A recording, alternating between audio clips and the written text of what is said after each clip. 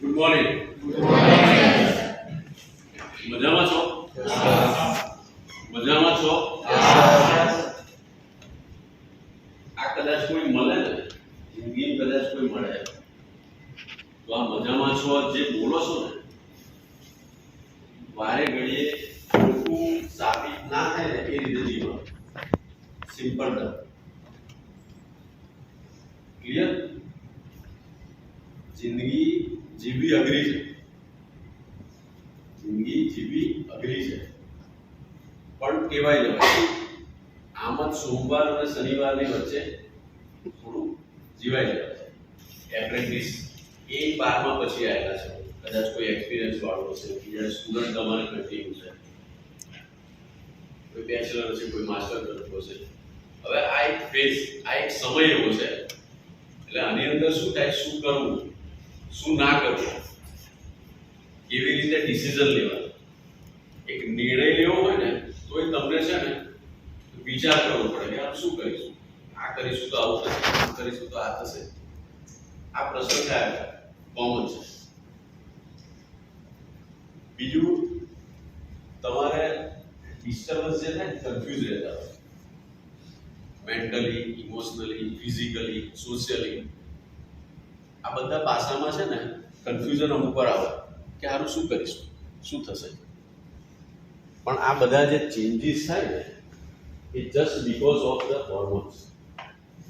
અને મારે તમારે કમ્પેરિઝન ના થાય, કેમ કે હું મેચ્યોરિટી આ જગ્યાએ આવ્યો છું એટલે તમારા સ્ટેજ, તમારું જે સ્ટેજ છે એ પસાર કરી રહ્યા છો, એમને માંથી નહીં હોય.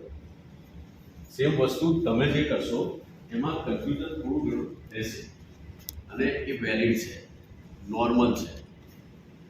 જો એ ના થાય ને તો એબનોર્મલ કહેવાય. Go with the flow. જે થાય છે એ થવા. તમારે સ્ટુડન્ટ લાઈફ છે, ભણી ભણીને રહો. ભાઈબંધો હોય તો બેસીને ચા પીવો, રાત્રે બાજુનો ચા પીવા માટે ગેટ ટુગેધર કરો. કોઈ રિલેશનશિપમાં હોય, ધેટ ઓલ વેલિડ. સમજો આ it's a part of life. કઈ જગ્યાએ અટકવાનું છે that we need to understand. અને આ થશે.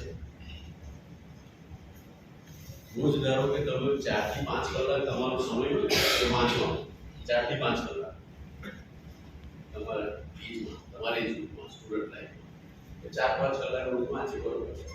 પણ કોઈ કદાચ 13 થી 14 કલાક જો વાંચતું હોય તો વિચારો કે વાય ઇટ ઇઝ સો.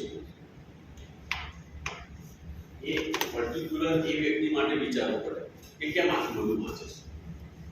કેમ કે નોર્મલ એવું ના કરતા, નોર્મલી જે હોય એવું ના કરતા. એટલે આ બધું સ્ટુડન્ટ લાઈફમાં અને તમારા એજ ગ્રુપમાં આ થયા કરે. અને દિવસે ને દિવસે કોમ્પિટિશન એટલી બધી વધતી જાય છે, સખત. કોઈ પણ જગ્યાએ જશો ને કોમ્પિટિશન એટલી બધી વધે છે, અને જોડે કમ્પેરિઝન.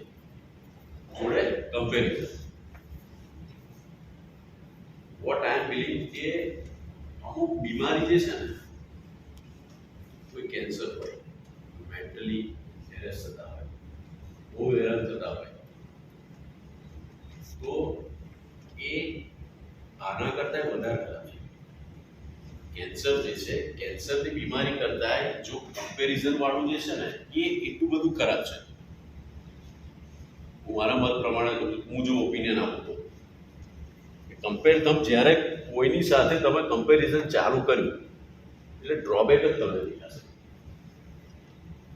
તમને કોઈ પોઝિટિવ આસ્પેક્ટ દેખાશે જ નહીં, અને એ ફ્લોમાં તમે જાય કરશો. એટલે કમ્પેરિઝન વાળું કરવાની જરૂર નથી.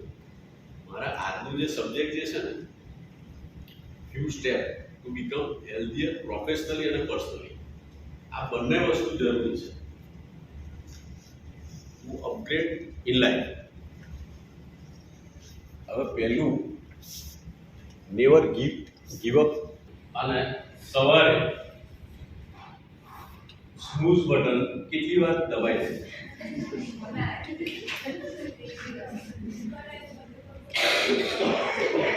સ્નૂઝ બટન કેટલી વાર દબાય? કોમન છે બધાને ગમે. કોમન છે બધાને. હું રીઝન કહું છું. આ ખાલી 5 કે 10 મિનિટ એ તમને એટલી બધી વેલ્યુએબલ લાગે છે પેલા 6 થી 7 કલાક તમે ઊંઘ્યા હોય ને એના કરતા. એમ રાઈટ? સમજે છે? 8 કલાક 10 કલાક 7 કલાક જે ઊંઘીએ છે એના કરતા 5 થી 10 મિનિટ છે ને એટલી બધી વેલ્યુએબલ લાગે છે એટલે આપણે સ્નૂઝ બટન દબાવી. હવે એની ઇમ્પેક્ટ કેવી થાય?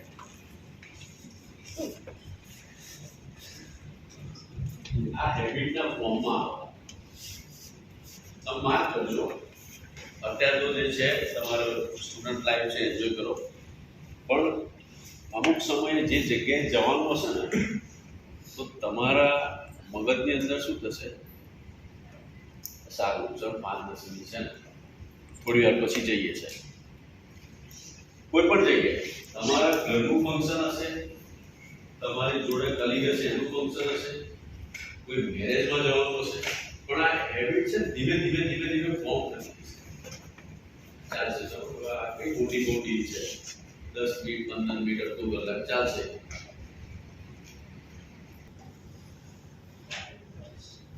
પેલું લે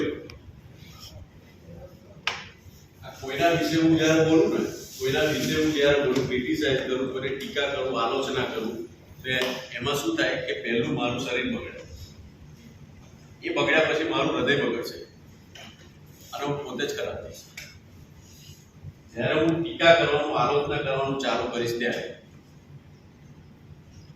કોમન છે ફરિયાદો શું કરવાનું?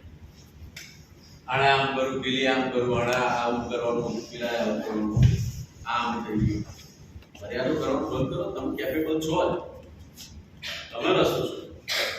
આ બધું થશે જ. આ બધું તમારે જેમ સ્ટેપ અપ થશો ને ઉપર આવશો કોઈ જગ્યાએ એટલે આ બધું થશે. આ મારી ફરિયાદ કરી, પેલા આમ કર્યું,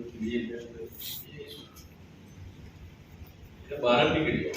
હું એટલા માટે જ કહું છું તમે આ બારે ગળે એટલા માટે ફોકસ આપું છું કે આજે છે ને 1 કલાક તમને ફીલ થઈ ગયું આ વસ્તુ કરવાની. ખાલી વિચાર જો બદલશો ને તો તમારી જિંદગી બદલી જશે. ખાલી વિચાર એવો જ હતો. હું ફરિયાદ કર્યા જ કરે એવો જ હોય. હું ટેવ હોય કે કર્યા જ કરવાનું બસ.